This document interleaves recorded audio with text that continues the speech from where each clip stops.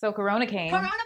And it's infiltrated nearly every facet of our lives, in some cases transforming it completely. Probably no institution has undergone as much of a transformation, though, as our nation's schools, who, in a moment's notice, went from transporting, feeding, and educating over 56 million children every day to educating them entirely online. For now, it's a solution to a predicament that very few imagined would have the impact that it's had. But distance learning been making its way on the scene. Online courses are one of the fastest growing trends in K-12 education. Pre-quarantine life, an estimated 8 million children participated in some form of online learning. Over 30 states in the US have launched full-time virtual schools, and in some states, like Florida, students are required to take at least one fully online class before they exit the public school system. But whether its expansion is intentional or out of necessity, the question remains, is online learning as effective as traditional brick-and-mortar learning? Will my kids suffer by taking classes on a computer? And how will these next few weeks and the projected future of distance learning affect my child's academic development and performance? In this Brain Snack, we'll take a look at the evidence-based pros and cons of online learning and how it affects the learning experiences and brains of our nation's scholars.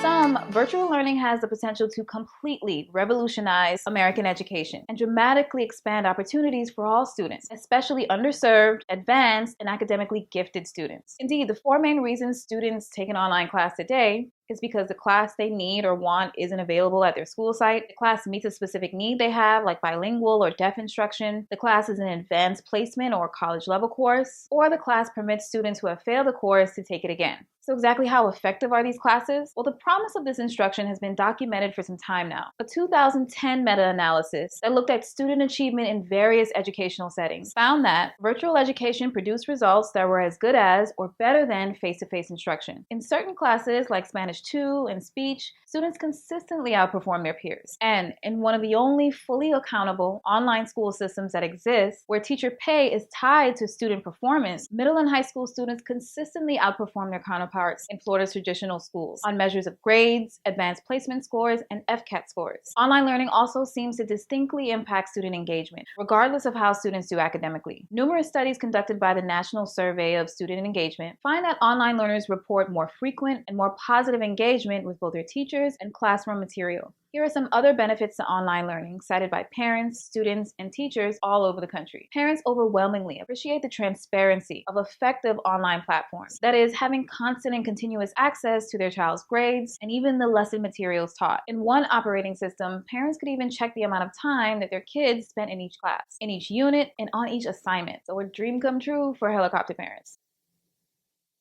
Students can enjoy an increased access to high-quality teachers, where one teacher has the potential to reach hundreds, even thousands of students at a time, and increased access to resources that a teacher simply might not employ in a traditional classroom, like videos, virtual labs, and written discussions. Students enjoy more freedom and less restrictions on their learning environment. Both students and teachers considered online school more flexible, though parents found it somewhat more restrictive. And at a district level, it's more efficient and cost-effective, and helps boost graduation rates and college readiness, as students have the access to squeeze in credits that they might not be able to otherwise. So what are we waiting for? Distance learning me, please.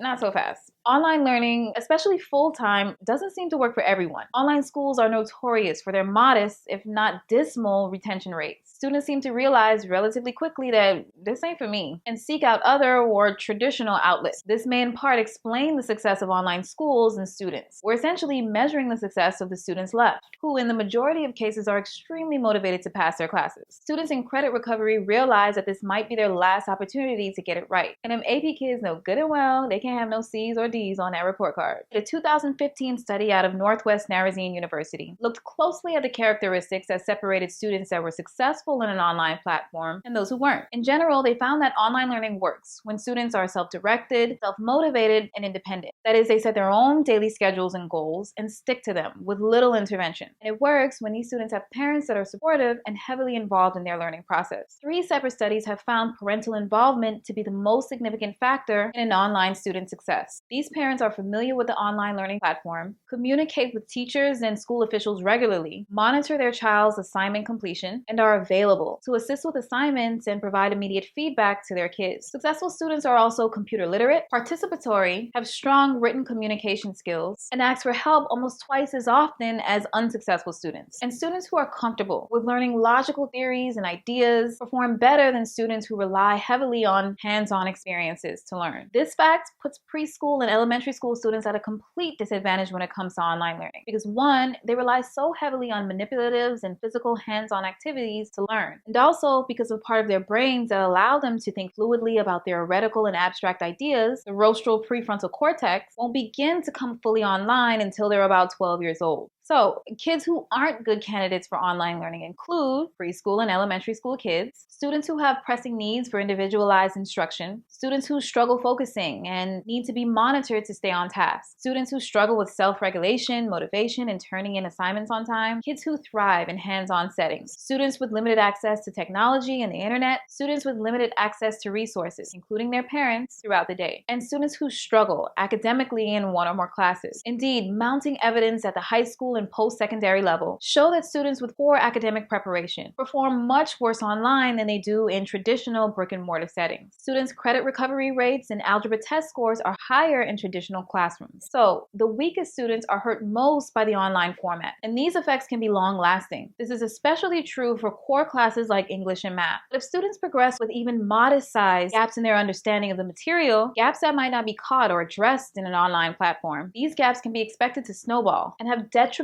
effects to a student's academic success in the future. Another looming pitfall of virtual education that's not as easily captured by research, well, not yet anyway, is its impact on the social lives of children who are basically learning in isolation. Most parents today, well, pre-pandemic, send their kids to a local school to be mentored by a teacher or several for about 180 days per year. Even in the best online environments, teachers simply aren't interacting with students to the same degree. Same is true for the interactions that kids have with each other, no matter how many discussion boards you tack on a unit. Humans are inherently social. Our brains are wired in a way that makes us keenly motivated by meaningful social interactions with other human beings. We grow, function, and learn best this way. Now, of course, taking AP art history or driver's ed online won't rob kids of their social emotional development. No. But long-term enrollment in virtual school will shape a child's brain differently than the thousands of hours of social interactions that kids accrue over the years of going to school. Now, here are some other potential pitfalls of only learning online. Access to technology and the internet is a barrier for millions of children across the country, creating an effective and consistent platform for the varying demands of different courses. And the learning curve involved in training parents and students and teachers to use it effectively. Certain course material isn't easily individualized online, so reaching certain students largely depends on the digital prowess of the teacher and the technology. And some teachers feel like the integrity of assessments and assigned work is completely lost online. To this point, monitored pop quizzes and in-class assignments force students to do the cognitively demanding and strengthening work required to learn. If they're at home Googling everything, yeah, they're passing, but are they learning? Also, the large amount of freedom that students have is usually way above their developmental pay grade. Less oversight and more potential for distractions can weigh heavy on their day-to-day motivation and long-term goals. Oh, and most parents have to work and simply can't step in to support their scholars on a consistent enough basis for them to be successful online. This is especially true for parents with multiple children. And finally, probably the biggest drawback of online learning is how new it is and how much we simply don't know at this point. So in sum, virtual education is still young. The question regarding the factors that affect student achievement online is as complex as the students who enroll, and much more research remains ahead of us. Some students do as well as kids in traditional settings. Some may actually do better, but on average, kids do worse online. And this is particularly true for students with weaker academic backgrounds. In any case, parents are critical to the success of their distant learners. The time they spend monitoring, mentoring, and motivating their students on a daily basis is the strongest predictor of their success in this format. And as millions of parents across the country are now realizing, it ain't easy. If you found anything useful or interesting in this video, please like and subscribe to my channel and comment below and let me know what that thing is. And if you think someone else will find it useful, share your snacks with them. Thanks again for watching. I'll see you at snack time.